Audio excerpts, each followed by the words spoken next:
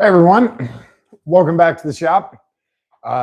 It is a quiet night here because it has been raining, and that's a good thing because we're in extreme drought here in Florida, and it's good for the lawn, it's good for the wildlife, it's good for everything. So it's nice to see that rain, but at the same time, it's kind of hard to go live when it's thunder and lightning and all that stuff. And it's still kind of sprinkling outside, but we'll take all the rain we can get.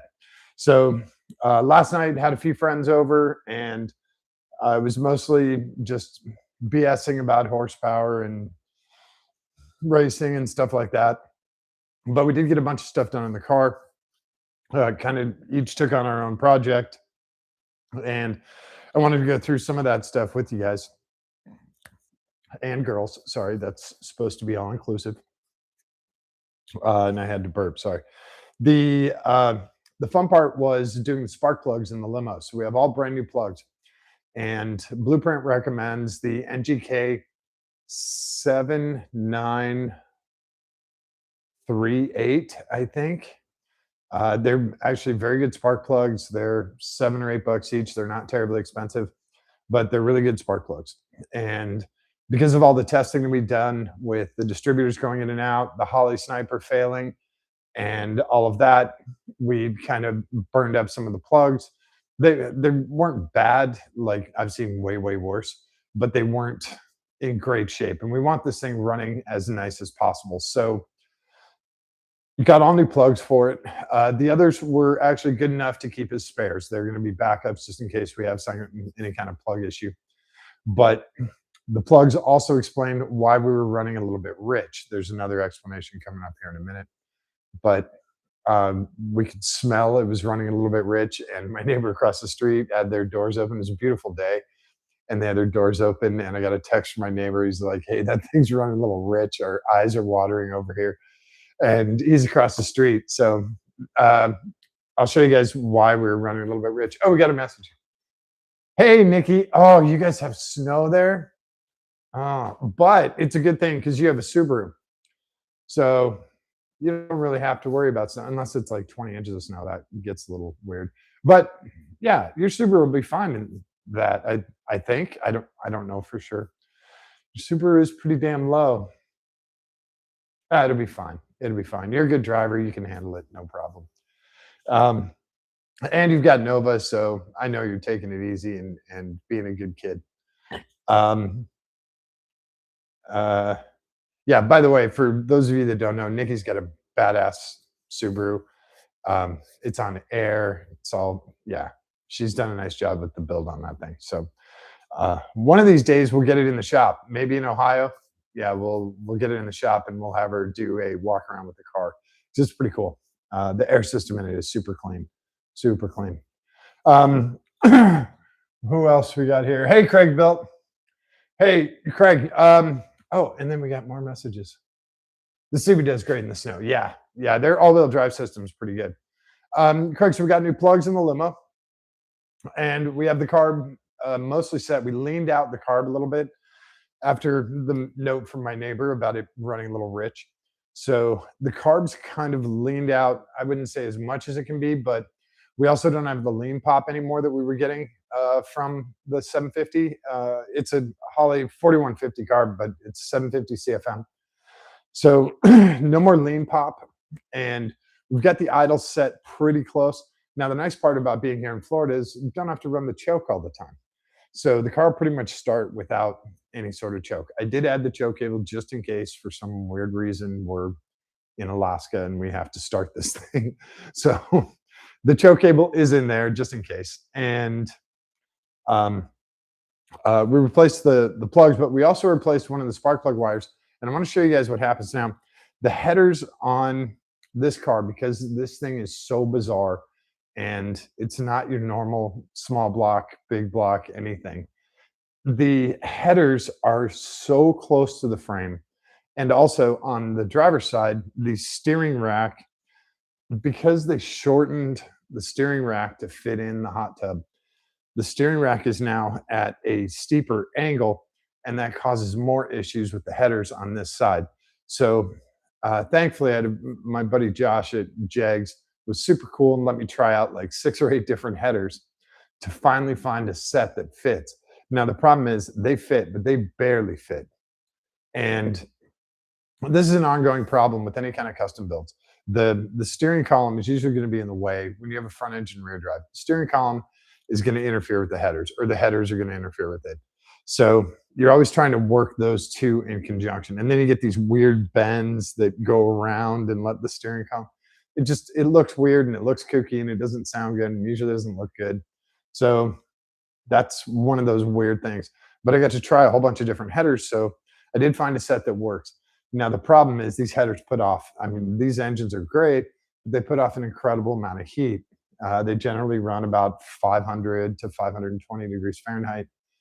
You guys can figure out Celsius. I can't do the math. 208 Celsius, something like 220 Celsius. I'm doing the math in my head. So they run very, very hot. They can melt wires. Like as soon as you get a warm engine, you're going to melt wires. So a lot of stuff is like I did with the vacuum lines. I use silicone. That's good to about 500 degrees. Now, as long as you're not touching the header, you're going to be under that 500 mark. So you want to get stuff that is very heat resistant. So you can get heat wrap, which is really good. You can Cerakote stuff like I have in the Miata. The intake, the throttle body, the exhaust, and the valve cover are all Cerakoted. Performance powder coating in Columbus, Ohio did that for me, and they do great work. They've been my powder coater for 20 plus years. They're fantastic. They got tons of different coatings, colors, all that jazz. They're great. They also did the wheels on the Miata. They've done the lift arms in my shop. They've done tons of stuff. So they're talk to Jason and Gina. They'll hook you up. Or talk to Gina, and then Jason will do all the cool stuff. So getting heat reduction is a big thing. And the two things we're going in this car, weight reduction and heat reduction. So getting the heat down is good because you also, then the car runs more efficient, et cetera, et cetera. Not that efficiency is crucial with this. We're probably going to get, I would say we're lucky if we get 10 miles to the gallon with this. It's about as aerodynamic as a 4x8 sheet of plywood, and it's not light. So if we get 10 miles to the gallon out of this, I would be amazed. So the car behind me back there gets about 8 miles to the gallon. So I'm not used to it. Now this car gets probably 25. Even if you're a bad kid, you probably get 25 miles to the gallon on this. I stopped counting miles to the gallon when I finished college. It was one of those things. My OCD would drive me nuts if I started hypermiling stuff. So it's more miles per gallon than miles per gallon. Dropping the heat stuff helps with efficiency. It helps with components too, because the lower the heat, the longer the component is going to last. So things under your hood like belts and hoses and stuff like that are going to last longer the lower heat you run. So you want to try and drop heat anywhere you can. So one of the things I'm looking at is heat wrap for the headers. Now, that would mean removing the headers, which is also a huge pain in the ass. But the advantages of that is we're going to drop probably 150 degrees on the headers, which would be a really good thing. So looking at possibly heat wrapping that. Now I'll show you one of the things that happened when we were changing the plugs out. That did not feel as good as it looked. So this is the number 8 spark plug wire. So if you look at a Chevy small block, driver's side 1357, passenger side 2468. So this is on the far side in the back corner, and this goes from the spark plug down there up to the distributor up at the top. Yeah, we're running a distributor on this. So what happened was this plug, just from us turning the distributor, he twists and turns. You know, normally he's like this. I'll show you. He's like this. And so when we're doing this, he kind of folds over, and then he can touch the header like he did right there. Now, the problem with that is he melted all the way through. So I don't know if you can see light through there. I'll try and get it. You can see light through. Oh, there you go. So he melted all the way through, and the contact is not The actual wire itself was not working really well. So replace the number 8 wire. Now these are also 8.5 millimeter wires. These are the ones that came. These are the blueprint. I don't know if you can see the brand on there. These are the blueprint wires. So they make shielding you can mold around the header. Yeah, Craig, I've seen that stuff. Um, that's not a bad idea. I don't have a ton of room to do that is the problem because I do have those frame rails right there. And then on the driver's side, I also have the steering rack. So those heat shields, they literally would have to be custom made and they would have to be so thin that to fit in between those. Because then when you're driving, otherwise you just hear the shield, the flexing and the shield clapping. So that's why I'm thinking about the heat wrap tape. I think that's going to work a little bit better for this. Unless I take the headers, send them out to get Cerakoted, that might work too. Cerakoting drops a ton of heat, which is a good thing. Who else is here? Hey, Tress. I am not concerned about the exhaust burning any of the lines for the hot tub. And here's why. Because all of the electrical, I'll come over to the back so you guys can see it. All of the electrical is up off of the floor. So there's nothing actually touching the floor except the frame of the hot tub. The exhaust, of course, is underneath. All those lines are OEM. Those will be to the outside. The exhaust comes through the center. So all those lines, the fuel lines and brake lines and electrical, they're all on the outside. The exhaust comes through the center. There's no electrical that comes through the center of the car. So when I started working on this, I didn't want anything on the floor to touch because we're going to have water spilling and you're going to short shit out. And I don't want anyone electrocuted. So, especially with a bunch of, hot guys in the limo, we'll change it up for this live stream. We'll just put a whole bunch of 3/4 naked Australian firefighters in the back of the limo. And that way I can't be sexist with any of this. So I didn't want anyone electrocuted. So all the wires, like all the air system is up on the wall on this side. All of the wiring that goes back to the PDC in the back is all up along the wall. So any water that comes down will actually just rest on the floor and drain out. The exhaust is all covered on the opposite side. So you do have a barrier of steel there. And then the wiring that is and lines that are on the underside are all to the outside. So we're covered with that. Now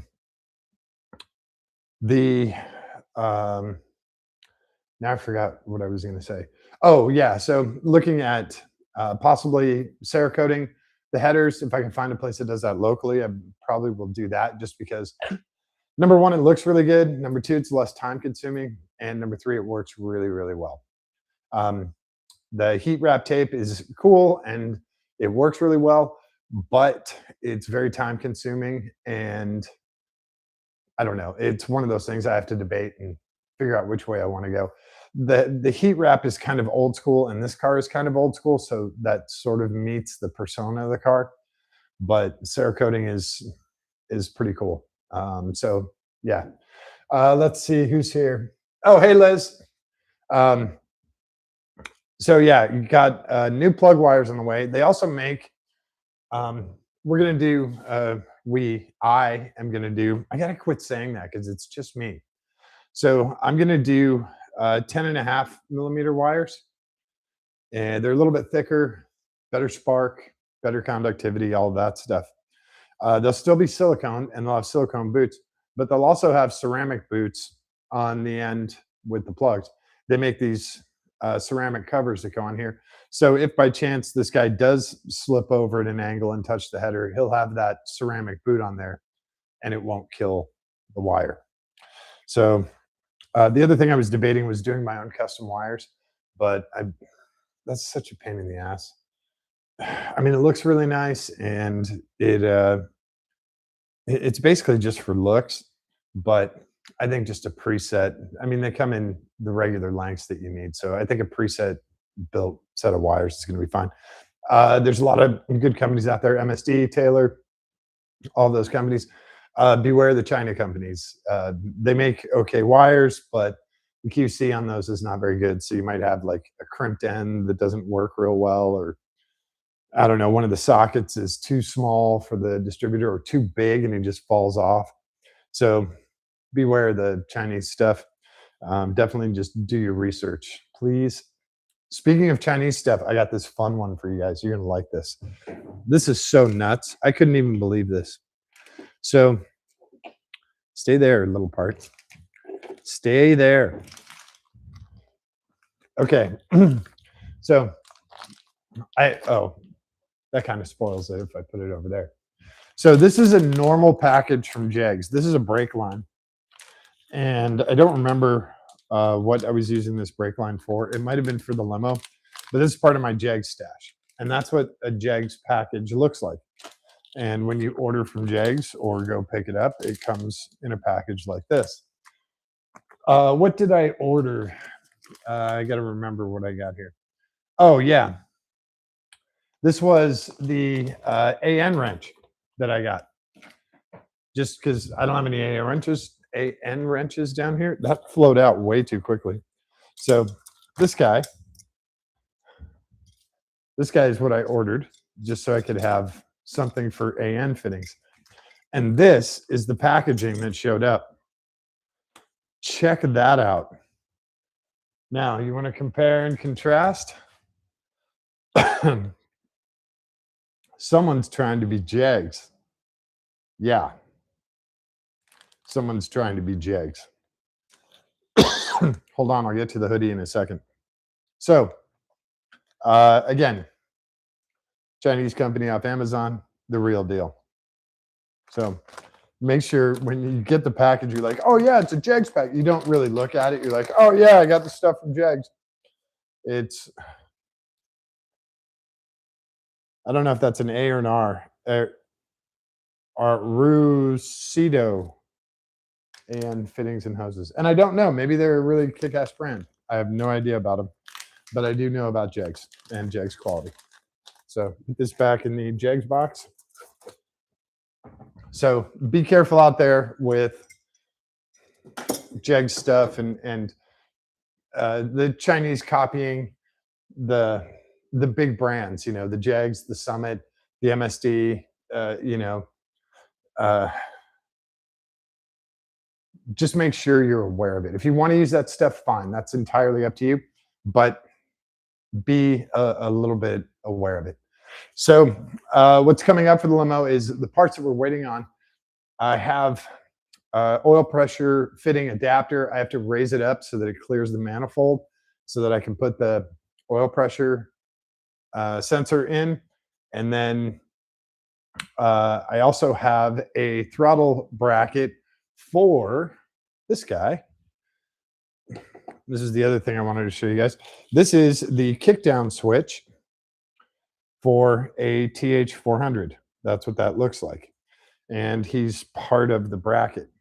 So this is actually spring loaded and it's hard with this on, but so I'll show you how it works. When you step on the throttle, it just pulls that out. Anyway, when you step on the throttle, this spring pulls on this switch.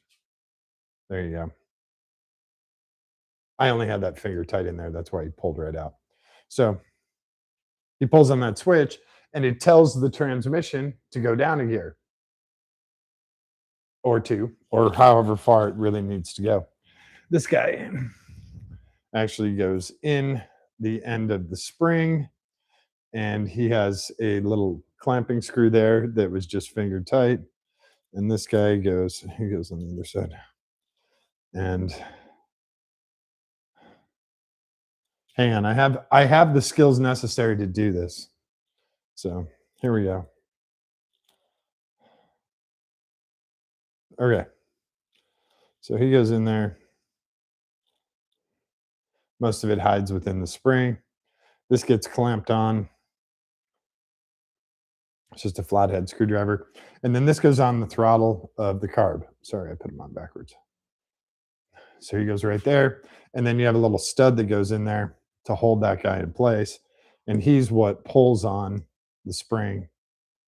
So yes, this can slip, this can wear, all that. Usually you put Loctite on this. So what I don't have on the carb is the little stud that fits in here. and that's coming tomorrow. What I don't have is the bracket for this. I have part of the bracket, but I don't have the bracket that actually holds the kickdown switch. So that bracket's going to be here tomorrow. So put this guy back in a safe place. I just want to show you guys that. Oh, and if you're wondering what the oil pressure sensor looks like, this is the oil pressure sensor, and this side actually hits the manifold, so he can't thread in. I can't thread him into the block. I need him raised up just a little bit. So I have a little adapter coming. Stainless steel, super simple. I think it was $4. It was $8 for a pair of them, and they're 1/8 NPT, so I'll reuse them again, definitely. Um, what else do we have? Oh, you'd asked about the hoodie. Where's the logo? There's the front logo, and then the back logo. I don't know if you guys can see that. That is Ryan Cheek Racing. Go check out Ryan Cheek Racing. Go. I don't think they have a YouTube channel. They might have a YouTube channel. Go check out Ryan Cheek Racing on Instagram and on Facebook, and go follow them. Ryan's going back to Pikes Peak. This will be her third time there. She had a major engine failure last year, which sucked because we were watching the live stream. She came around a turn and just the engine's done.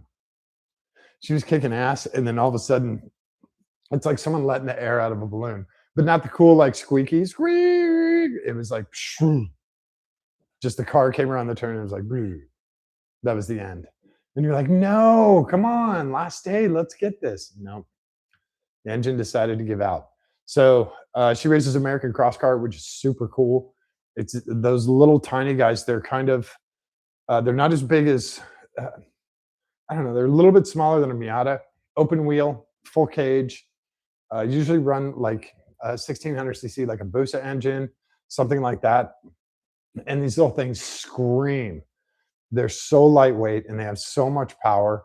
It's a ton of fun, And she rips it up Pikes Peak. She also does a ton of stuff with SCCA and autocross stuff and track events. So definitely go check out Ryan Cheek. She's kicking ass with all that stuff. Yeah. Here we go. Watched a couple of Matt Armstrong. I don't know who that is. Yeah, Ryan's amazing. Oh yeah, and definitely if you are a newbie racer and you're again, I don't want to go one side or the other, but if you're female and you're a little intimidated talking to someone like me or any other guys out there, definitely shoot Ryan a message. She will. Ryan is a female, by the way, just to let you know. She is definitely a proponent of women in motorsports. So if she can help you out with picking out a helmet, picking out a suit, picking out shoes, she can give you killer recommendations or at least point you in the right direction of female friendly stuff. Because a lot of the stuff is kind of unisex, like just a straight pipe with two arms and two legs, right? There's actually suits out there that are made for females that have the necessary things to make it not look like you put a plastic bag, a garbage bag on. It looks like it actually fits you. So she knows all of that stuff. She has got tons of references and yeah, definitely go talk to them. Ryan's really cool. Her husband Kyle's super cool. Just absolutely. You want to talk about someone who supports their wife? Holy crap! Like driving 26 hours straight to Colorado and all this stuff. He's really funny too, and he's not afraid to drop F-bombs. Ryan's really reluctant to drop F-bombs. Kyle will do it all day long. F and F and F and F and F and yep. So they're a lot of fun. They're really cool people. She's fast as hell. She does tons of hill climbs. And they're also really great people because they were one of the lead people when Helene came through North Carolina. Her town was massively affected. And she was out there, and Kyle, they were out there just absolutely delivering supplies, helping people get out of places and get back. They're organizing construction crews to get back and rebuild roads, dig out stuff that got flooded. So they're awesome people. They were really instrumental in moving stuff around in North Carolina when all that shit happened. So definitely good people. Um, Not like some people who came in there and exploited a bunch of stuff. um, FEMA. Sorry, did that slip out? I saw some crazy stuff from the government. Like, it was the shit was so bad. I was hoping it was AI, but unfortunately, it wasn't. Um, but yeah, they're good people. They're kind of like Greg Biffle. Immediately he like got in his helicopter and started rescuing people and bringing in insulin and gasoline and generators and stuff. Yeah, Biffle was the real deal, and Garrett was the real deal. Same thing with Ryan and Kyle. They're good people like that. So definitely go support their racing. They do a little different racing than like what I do, but kind of the same thing. So like I race in SCCA and they race in SCCA, but it's different. She's doing hill climbs. I'm doing track stuff, but she also does track stuff, but autocross. Sometimes I do autocross. So there's a little bit of crossover, but um, really good people. And she just came out with a bunch of merch. And this was, I guess, last year. She was searching for merchandise for a long time and trying to find quality stuff because there is crap out there. And she went through, I don't know, she said like 5 or 6 different companies looking for the right, coffee mugs and the right hoodies and the right, beer koozies, I'm sorry, drink koozies and all that stuff. And she said these hoodies were the most comfortable she got. So when they went live, I ordered one. And she's right. It's not super heavy, so I can still wear it here in Florida, but it's also not lightweight, so I could wear it in Ohio. It's got like a super fleecy, I don't know how to describe the inside, but it's really comfortable. It's not heavyweight at all. You can put a shirt on underneath it. I don't have a shirt on right now, but I can wear it without a shirt and not like scratch and all that shit. So yeah, she's got T-shirts, and the design is super cool too. I thought that design was kick ass. I don't remember who did it. I'm sure it's on her site, or you can ask her. But yeah, she usually has the pigtails, and she does that while racing, so it worked out pretty good. Um, uh, I think that's about it. I've been uh, just going. Oh, I don't know. Can you guys see it? Can you guys see it right there? Maybe. All right. How about a little sneak peek? Let me grab the camera. You guys see what I did this morning? All right, hang on. I got to move myself out of the way. Look at that. The limo has a grill. I don't know. I can kind of, I'm just going to move you guys. There you go. We officially have a grill on the limo. Now, right here is where the Cadillac logo goes. That's what those 2 holes are for. Now, of course, we don't have headlights in it yet, but we do have a grill for the limo. Now, this is actually 2 Cadillac Fleetwood grills. This one's been chopped off because the original, this is where the bumper went for this lower section here. So you had this huge, big chrome bumper that came across. And up here, you just had this regular part. Now I had to flip this guy upside down in order for him to fit up here. So there you go. We officially have a grill on the car. I got to keep, bring you guys back over here. I got to keep, birds and armadillos and all that shit out of the car. So that is in there and it is mounted and it's going to stay there for the time being, which is really cool. She's getting her face back. Yeah. Yeah, it's going to take a little while. The headlights, I'm still prototyping in the house. Not prototyping, but I have the framework all set up. I just have to TIG the aluminum L brackets and bracing, and then they can get mounted and then they can eventually get painted. So they'll go the basic gloss white, just the Rust-Oleum gloss white that I use. And then when the car gets painted, the headlights can actually come out, get masked off, and then get painted to match the car. So they'll come out as one big solid piece, which would be really cool. So there's a little bit of behind the scenes stuff. I try and keep you guys in the loop and as updated as much as possible. Um, I will be doing the throttle bracket and kickdown switch tomorrow when if the parts come in tomorrow. If I'll be doing that with you guys tomorrow, and then and gals, sorry, it's actually more. Or no, we're 50-50 right now. I guess males and females. Yeah, yeah, I think that's right. Um, then we'll do the kickdown switch, and I don't know. I had something else. Oh, I redid the whiteboard, which you guys can't see from here because it's behind you. And when I walk out of the house, the very first thing I see in the shop is the whiteboard. So it's this reminder, hey, do all this shit. So I have a whiteboard set up with all the Limo stuff, the Miata stuff, and the Viper stuff that, all the stuff that I have to get done. So it's just this constant reminder whenever I come out here, hey, do this or hey, do that.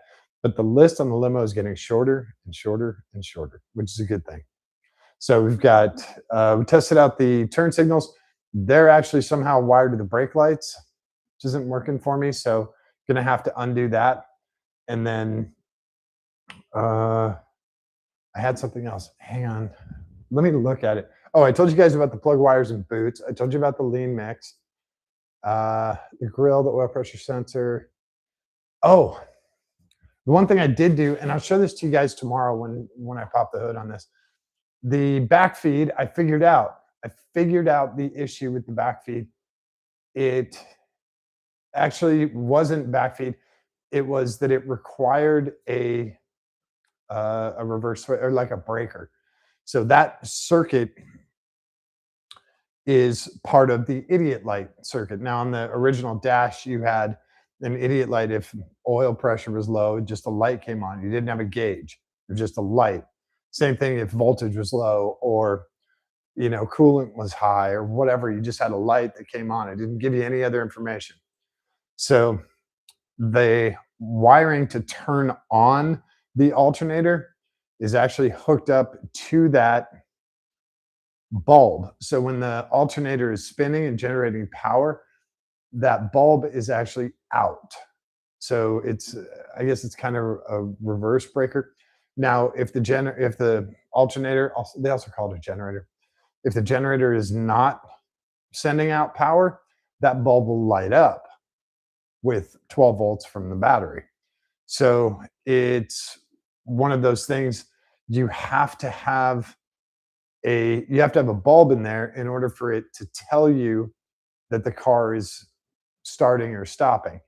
So in order to cut the ignition, to cut power to the distributor, you have to be able to cut power to that wire. And you do that with just a simple lamp. I have a $2 little bulb in there that I just wired in. And when you turn off the car, when the power cuts, you get the light will light up for like half a second, but that tells you that it has switched and it has opened the circuit so you don't have electricity flowing anymore. That's how that works. So with the idiot light systems, it's I shouldn't call it idiot lights. They're not as helpful as a gauge. When you have a gauge that tells you your temp is 205 and you hear the fans kick on, that means fans kick on at 205. Got it. When you have a light, you don't know what the number is. You don't know that the fans are kicking on at 205. It could be 190, it could be 210. You don't know. So that's why they call it an idiot light, is because it doesn't make any sense if you're already at the problem. If you don't have any voltage, if you don't have any oil pressure, this thing lights up. Well, now you've ruined something. So they weren't like super popular. Cars still have them. But now mostly we have the check engine light. That's the common one that we have. In '96, they adopted the OBD2 systems. And those are very simple. If you have a solid check engine light, you have something you need to get checked out soon. If you have a flashing check engine light, you need to turn off the car immediately and pull over to the side of the road because you're destroying something. So just remember that. If you're solid, it's okay, get it checked out. If it's flashing, pretend it's a cop, pull over right away, turn off the car. So uh, check engine lights do kind of, the OBD2 systems work a little bit better, but remember, this is old. And also, I'll show you guys some of the wiring that I cleaned up. The wiring is just an absolute horror show. My buddy Jackson was actually under the car last week, and he cleaned up a bunch of the wiring, got some stuff zip tied up and out of the way, which is cool. But they just went through with like cable cutters or like a sawzall, and then just cut all the shit. Like the headlights, I have to redo all of the headlights because they cut most of the wiring.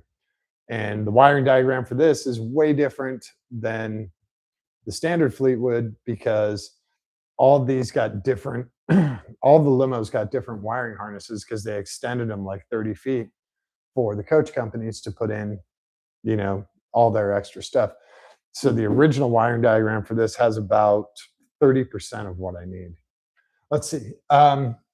You should do colorful LED lights on the tub somehow. Very good idea. And that is on the list. Actually, I should put it on the whiteboard. All the LED and sound stuff is coming. That's, of course, after the car runs and drives and does great. It actually ran and drive great when Mark and I had it out the other day. And I couldn't do a live stream from you guys. I wanted to do it yesterday. It poured rain, and then it got super dark. And then today, same thing, poured rain, and then it got super dark. So the plan, and you guys can kind of, actually, let me go to the other side of the car because you can see it a little better. So there's a company called Govee, and they're the ones who do the lights in the garage, and I have them at the pool and all around the house, and they're all programmable, and they're LED, very cheap, very reliable. So this strip from the A pillar all the way back to where it gets level back here to whatever the height is, they have neon. It looks like neon, but it's an LED strip that can go this entire length. So that's coming on both sides. We'll probably do it also on the doors so that it goes all the way up to the front of the car. So you'll have that whole section. I did look at LED lights for the jets. They're super expensive, and I don't think they're going to do enough for the hot. I think the hot tub does enough. I think the lights up here are going to be plenty. The other thing I really want to get is underglow for the car, just because I think I think people would be disappointed if I didn't have underglow for the car. So I'm going to try and get the underglow to match the neon strips that go along the side of the hot tub. So that is coming. They are super cool. It looks like it looks like a neon bulb. It's kind of frosted, and they're super bright, and you can change the colors, you can program them, and all of that stuff. So that's coming for that. They're also waterproof, which is a huge deal. All these bulbs, like you see the ones, well, you guys, I don't know. I guess if you look in the Miata hardtop reflection right there, you can see the garage door. And then if you look on the Miata hood here, right there, you can see the colors change. So those are standard Edison bulbs that are LED, and I can program them with the phone, which is pretty cool. They're not expensive. You can find them on Amazon. And Govee makes a ton of different lights. So we'll definitely incorporate that. The underglow, I don't know. I guess I talked to the squatted truck guys, right? They have all the underglow. I mean, they have no taste, class, couth, but they have a lot of underglow. So yeah, I guess I'll look and see what those guys are running. If I can, I'll use the Govee stuff for everything, just so it's all on the same system. And that's about it. Plus, the lights will be LED, but they won't be Govee. So Govee doesn't make a system for what I need up front. The tail lights, I don't know what to do with those. I've I've looked at a million different options. Right now, it has LED tail lights. When I say it has LED tail lights, it has a single teeny tiny LED for the brake light, red, and a single tiny orange LED brake light for the turn signal. And that's on a big plexiglass plate that's been painted black. So it looks glossy and kind of 3D. It's really bad. It's really bad. So those tail lights need to get replaced, but I have a very odd size that needs to go in there. And yeah, I'm not quite sure how that's going to work.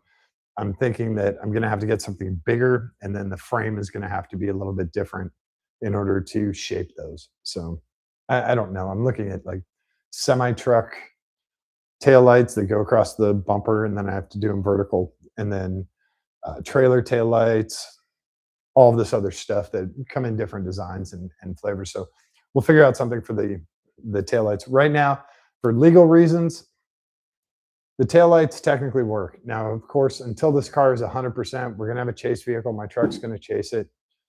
And that's just going to be, if there's any problems, whatever, we can actually pull over to the side of the road. We can talk to the friendly officer and then chase it back home and, or pick it up at the trailer or whatever.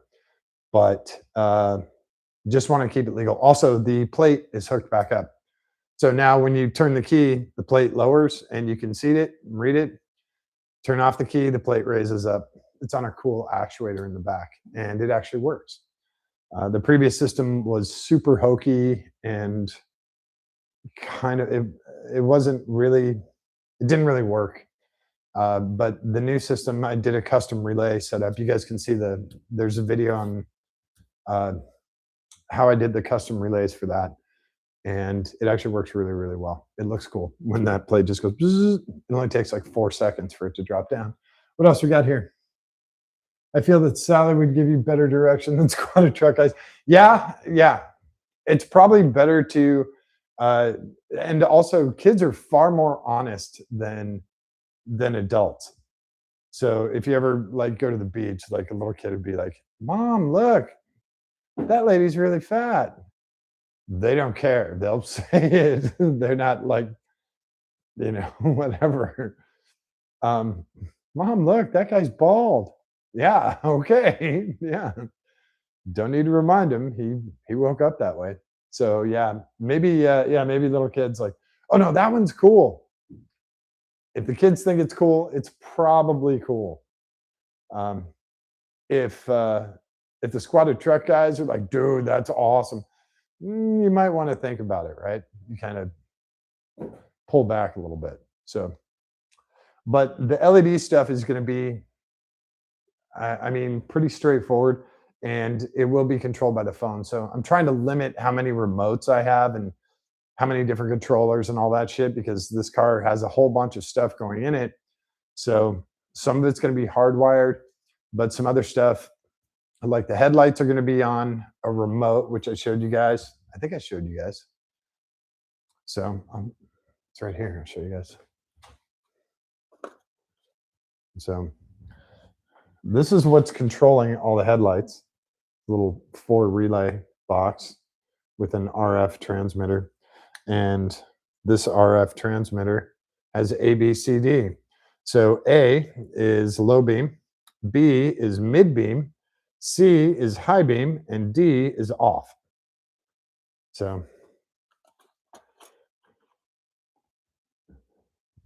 that's for the headlights. So I do have 2 remotes, but that key fob can stay in the car. It doesn't have to go in my pocket when we go somewhere. The other key fob has the door poppers. So we have 2 key fobs so far.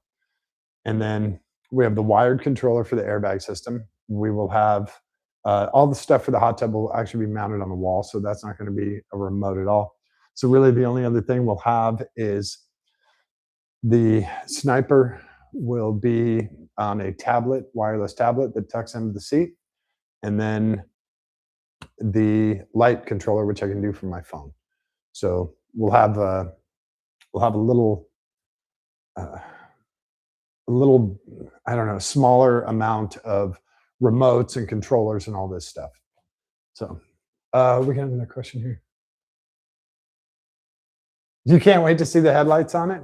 Did I think I sent you the test video. If you haven't, shoot me a message and I'll send you the test video because it's pretty ridiculous. I It's one of those things where you have this big spot, it's like 17 inches by 17 inches, and oh yeah, okay, so you've seen it. So you have this open kind of creative spot. What do you do with it? And the original plan was to put LCD monitors in there, and then have a tablet or something to control those monitors. And you can put up like, smiley faces or like fake headlight pictures or boobs or write something on there, hi or whatever. But that idea is so hard to wire, configure, and fit in here.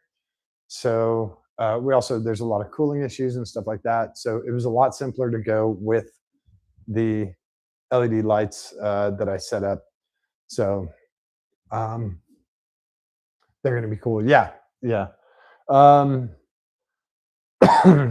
Still got to figure out what to do with the tail lights. The tail lights are driving me crazy because I don't have a big, huge spot like this to, what can I do? Do I do them sideways? Do I do them, where they flip over? Like the James Bond license plates where, he has like 3 license plates and it flips over. Do I do that with like the LEDs and they just spool over and then spool back, kind of hideaways?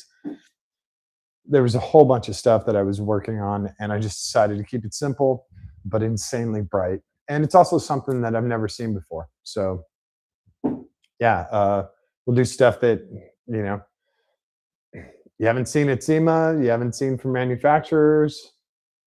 So try and be original on this car, and we'll try and get it over 100 miles an hour too. By the way, when we ran it yesterday, or a couple days ago, it ran really great, despite running really rich, and despite having the one spark plug um, half firing. There wasn't a misfire, but you could tell that it was struggling. So we get those new plug wires in, and we'll be much happier with them. We're going to do red. I also need to swap the caps over. Um, I need to put the red cap back on that car, and or back on this distributor.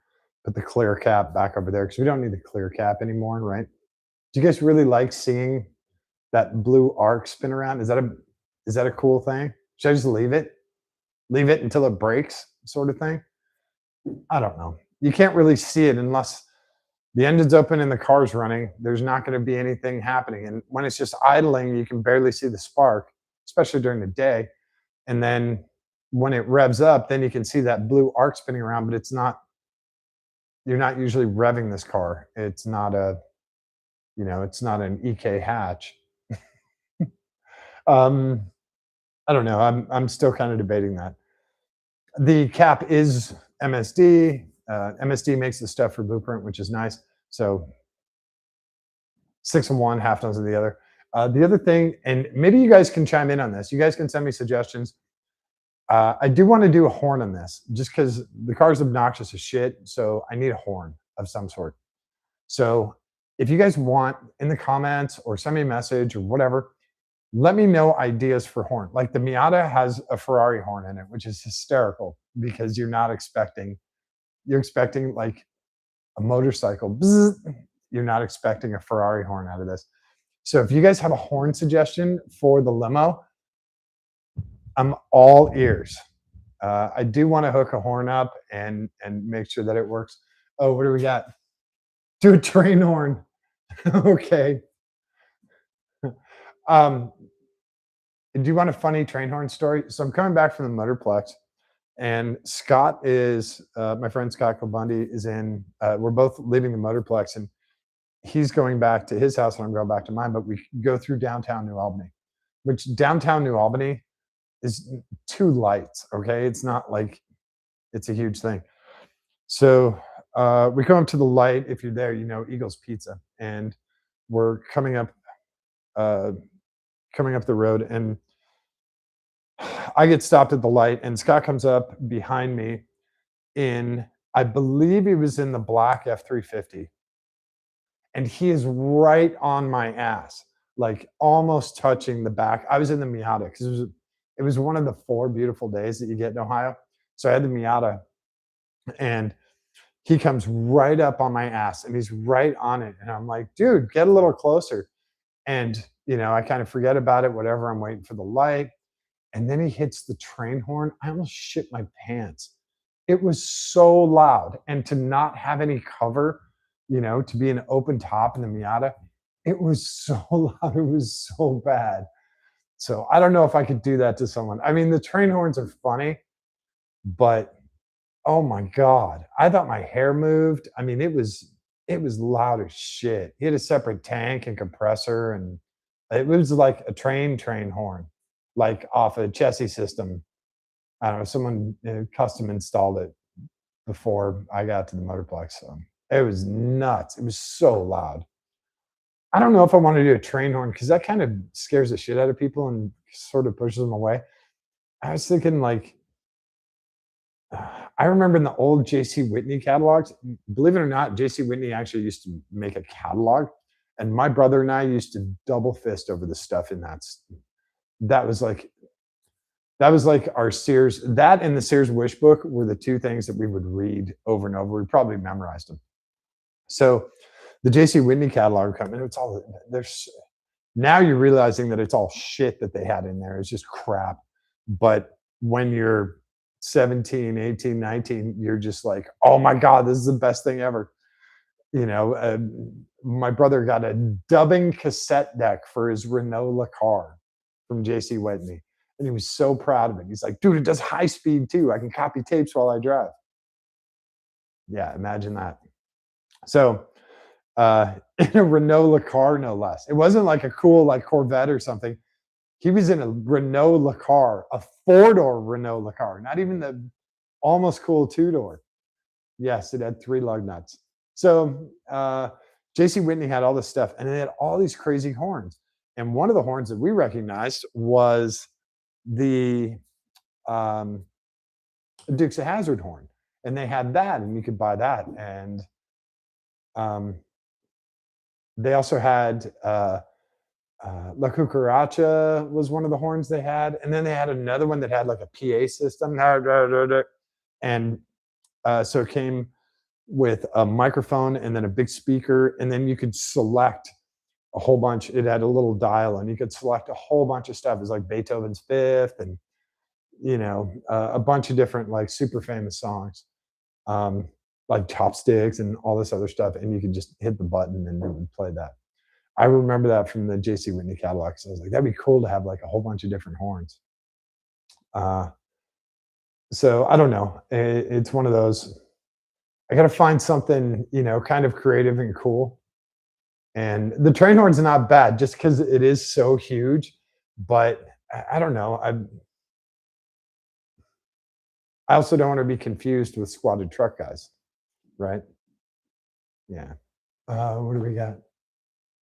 They are freaking obnoxious. Yeah. Yeah, I don't know. I'll find something, and hopefully you guys come up with something. You're just like, oh yeah, this is perfect for the limo. Play like the Miami Vice theme or something. I don't know. They see me rolling, okay? Yeah, maybe it's just like an MP3 player with the chorus of fun songs. So you'd have like the Miami Vice theme. You would have the "See Me Rollin'," and you could also do the original, or you could do the Weird Al version. Doing the Weird Al version would actually be pretty damn funny. Yeah. Um, now I'm just thinking of that music video and Donny Osmond in the music video, and it just makes me crack up. Um, website for my dog. Yeah. Yeah, I'll figure something out. That could actually be a pretty cool idea. Just doing the chorus of like famous songs, because then you can add to it. or you can make it for like a specific event. You know, if it's someone's birthday and they have favorite songs or whatever, you can just put the chorus of their favorite songs. You know, that wouldn't be a bad idea. That does trigger me to the last Lemons event we raced at where Taryn got the penalty, the happy, happy, joy, joy penalty. And we had to play that stupid song for 5 hours while we drove around the track. So a little bit of trigger, but it also might be, you know, mentally good, a way for me to get past that that incredibly terrifying day. God, that was so loud. Um, okay, I think that's it. So yeah, if you guys have suggestions on horns, let me know. The car does have a horn button, and you know, if we program it, it'd be cool to have something I can program through my phone instead of having another remote or another box or another dial, something like that. Yeah, Liz, you think you would have been jamming to it, and kind of it's kind of okay for like the first 2 laps, but when you're in hour 1 and that's the only thing you can hear, and they give us a whole like house speaker that we had to strap in the car. We had to use our 12-volt hookup, run it to our battery, and then it just played. And then they set the volume and they just left it cranked. So it's all you can hear. You can't hear the other ship boxes running past you. Can't hear accidents, nothing. It's just happy, happy, joy, joy, happy, happy. I mean, go watch the videos are up on this channel. You can go watch and just Terrence like tears in his eyes. And the rest of us are like, make it stop. But that was the penalty. So it's just tint the windshield. It does have the factory green up top here, the sun visor stuff. What, like, I don't know. I think with no glass in there, it would actually look, well, I don't know. It does have the black down here. So wait, like, you know what would be cool is like one of the mirror tints. If they make like kind of a cool mirror tint, but those are usually colors, aren't they? They're usually green or blue. The iridescent ones, like an iridescent one would be really cool. Um, yeah, the mirror tint could sort of work. I don't know. I'd have to look at the tint stuff, but I definitely don't want to go too dark because I got to be able to see stuff. But then again, you go to, you know, the next part of the equation, and these headlights are going to be bright as shit. So it doesn't matter what you tint the windshield at, you're going to be able to see it.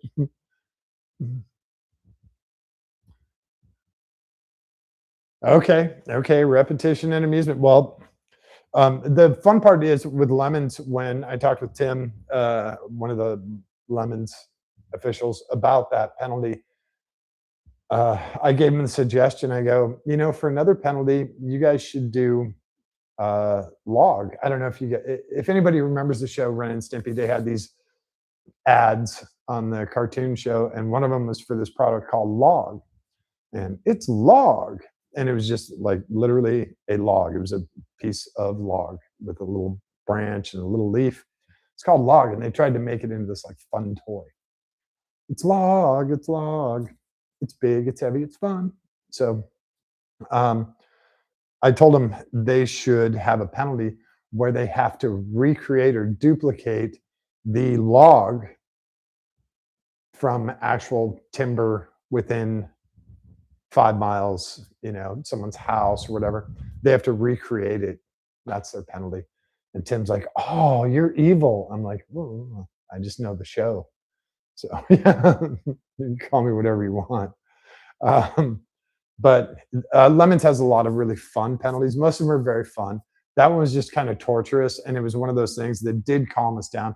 It especially calmed Taryn down because he's the one who got the penalty. He was super excited about being on track. He spun out the same place back to back. So he got black flagged. He came in. They told him to calm down. He went right back out 1 lap later, spun out in the exact same spot. That's when we got the penalty. So it did calm him down, and he did focus the rest of the day, which was really cool. So it does kind of work. The penalties are made to help you be safer and help you be better. They're not meant to be torturous. It just turned into torture because the rest of us had to drive with that too. Because you have to support your team. So when someone screws up, you have to go out there and back them up. And it was a lot of fun.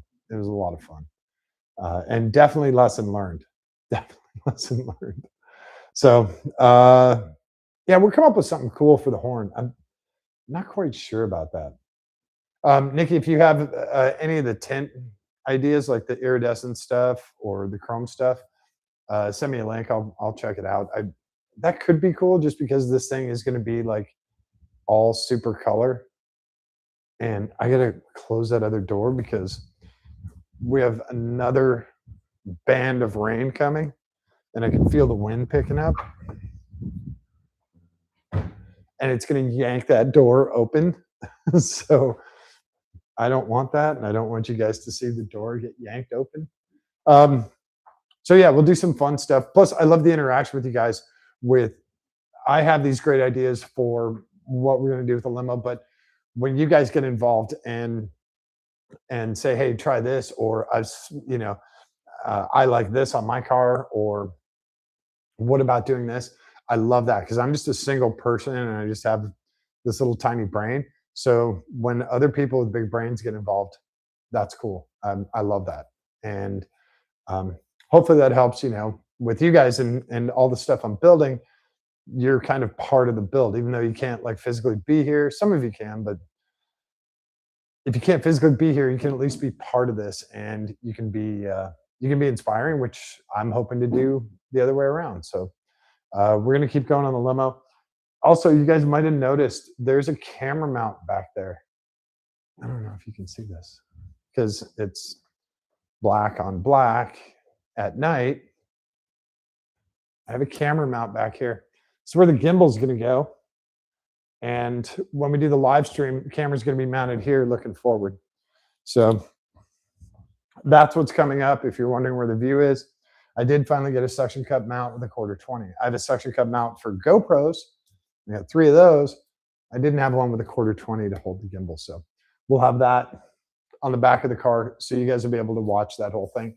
I'll probably have someone as a passenger, or at least I'll be checking for messages. If you guys are like, "Hey, the gimbal's just pointing at the sky. Could you maybe point it at the car?"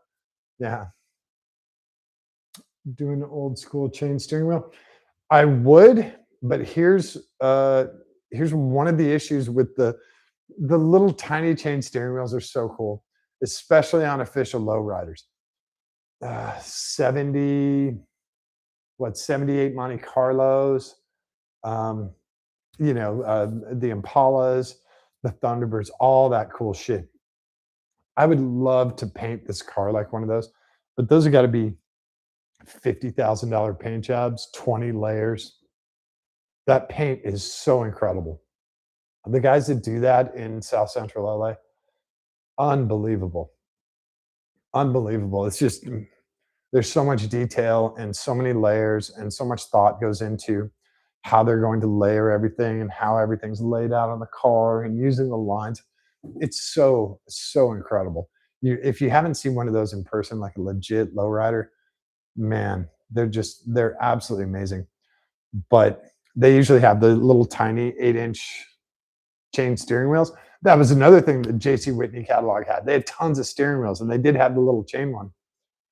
On this car, because of its length and because you're doing kind of, Titanic sort of turns, it does have a pretty good radius. It is better than the Neon, but it's nicer to have that larger wheel. Also, if the power steering goes out for any reason, that little 8-inch wheel is going to be really, really hard to turn, especially the 265s. The I mean, if I had the two, what did this car come with? 225s, the wider tires, it just makes it really hard to crank. Um, yeah, and I think the guns and dicks, I mean, bullets are actually kind of kind of cool. They kind of fit this car. So if I did a chain, it would be sort of that crossover between lowrider and limousine, but hot tub and not a hot tub, but it's a low ride. I don't know. I think it would be a hard way to connect that. If I did a full low rider, if I did a, you know, 76 Ford Thunderbird, Lincoln like Mark 7, that's, almost as long as this car, do it as a low rider. Yeah, I'd definitely put one of the little, that's so you can drive with handcuffs on. Yeah. That was the joke. I don't know if anybody remembers that joke.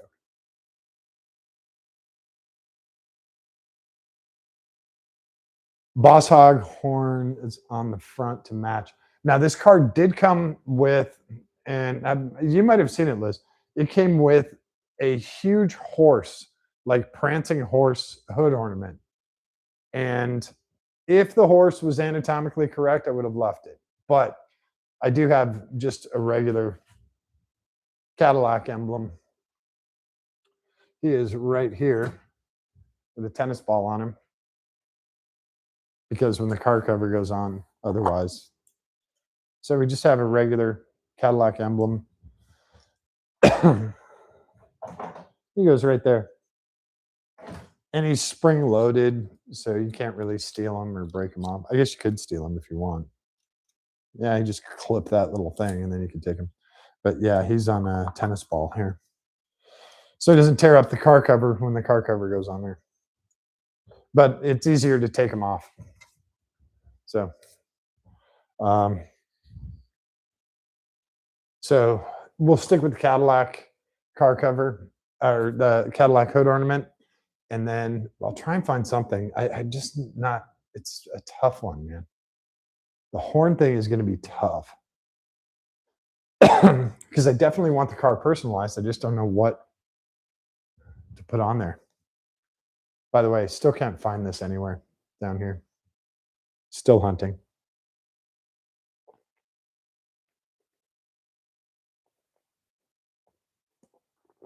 And this is the last one at the house, so I got to go tomorrow and get some more. I'm going to drive 300 miles to find Rockstar. Yeah. So there's a ton of other stuff coming up. So you guys think about that horn. Let me know if you come up with any kind of cool ideas. Again, something that I can use my phone to do, and I have an iPhone if that matters. If you come up with something cool that can be used for the horn, that would be cool. And I'll look into tinting the windshield. I'm not against it. It is very, very bright down here. So any kind of protection on the windshield is actually not a bad idea. So the little sun visor is kind of helpful, but that's also OEM. This is just a stock Cadillac windshield. There's nothing special about it. They reinforced all of this frame, but it's still the stock windshield. So maybe put some kind of film on there. I don't know. I don't think it's a terrible idea. And also, we can try it out and see if it looks like shit. We just peel it off, right? It's one of those things. It's not very permanent. So it's not like donating a kidney. Oh, here's your kidney back. I will just take this film off. It's pretty easy. The seats I'm still working on. Right now, we're just going to stick with those seats. They're comfortable, but they need to be a little bit skinnier in the back so they sit further back. And they're also not bolted in. You guys know these seats aren't bolted in, right? They've never been bolted in. So you can, yeah. That's not from my pants. No, that's from paint. I'm like, geez, what the hell's on my pants? Okay. That's just from paint. So yeah, the car is getting a lot closer. Again, the biggest thing is going to be the paint. The paint is probably going to be about between $10,000 and $15,000 for Cadillac Diamond White, something this size, even with no roof. And it's a lot of paint. It's a lot of sanding. It's going to be a shit ton of labor. So I'm not looking forward to the paint job. I'm looking forward to it finished. I'm not looking forward to the bill. So, um, and got to do some fiberglass repair just from age and some gel coat repair to the deck. So there's little tiny things, but a lot of those things we can do as the car is out and about running around. So the other thing I want to check is the line lock.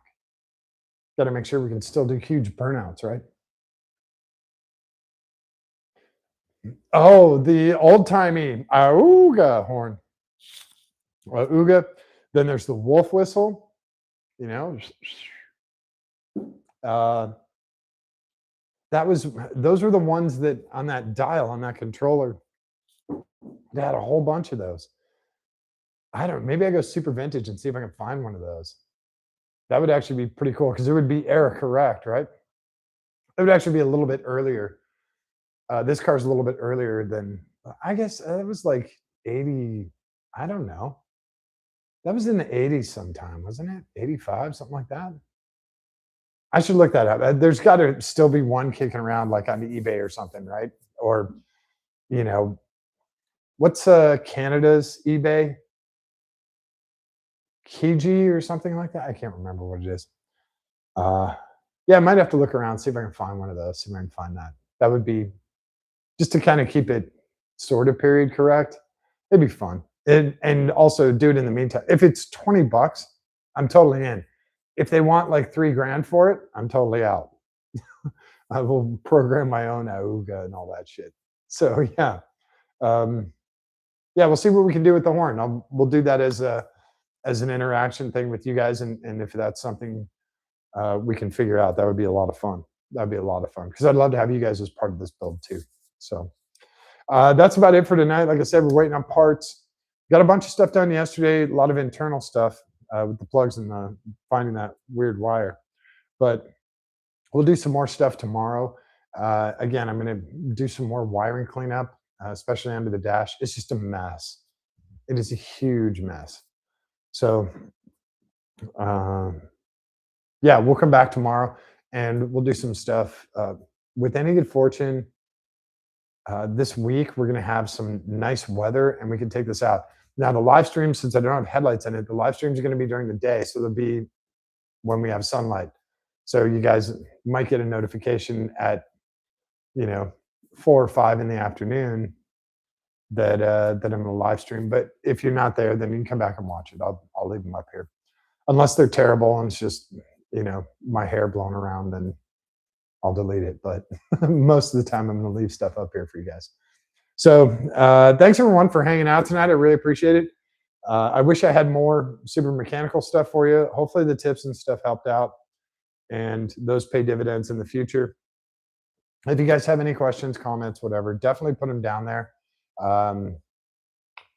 And I will get back to you. And like I said, if there's something specific you want to see, suspension or drivetrain or, cam bearings or whatever, shoot me a message and I'll try and do a detailed live stream for you guys, whether here or back in Ohio. I mean, I am going back to Ohio at the end of the month.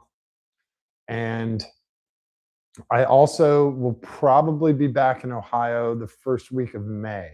So I'm going back in April, the first part of April, and possibly the first part of May. I'm waiting on an email, and that'll tell me if I'm going back first part of May. So I'll be doing, if I'm not live streaming from here, I will definitely be live streaming from the shop in Ohio. And with any good fortune, there's a stupid ass Bentley in there. So I know you guys are tired of seeing that damn thing too.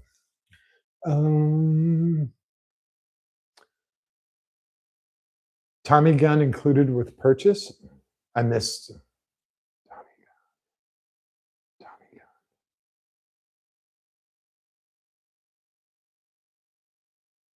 Oh, the old timey horn, the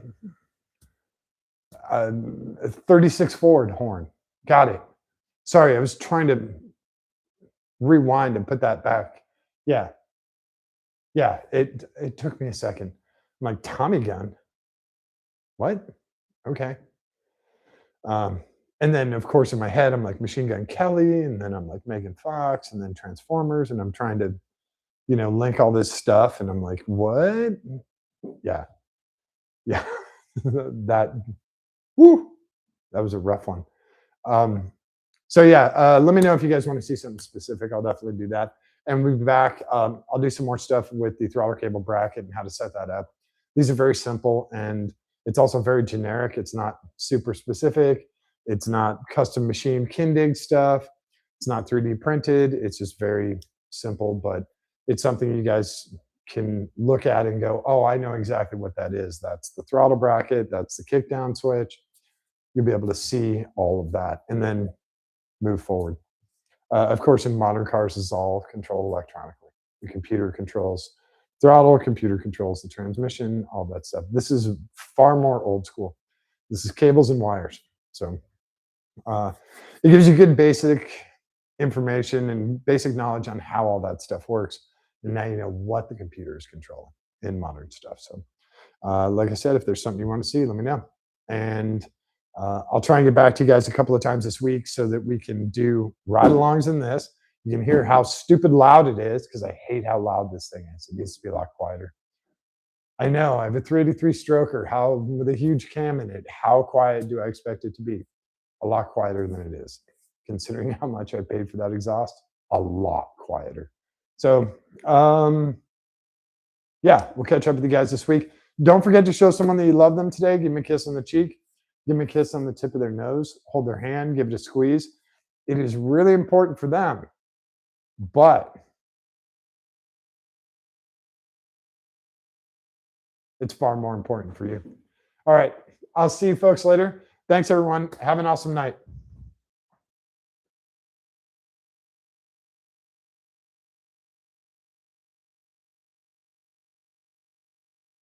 Oh, sitting low tonight.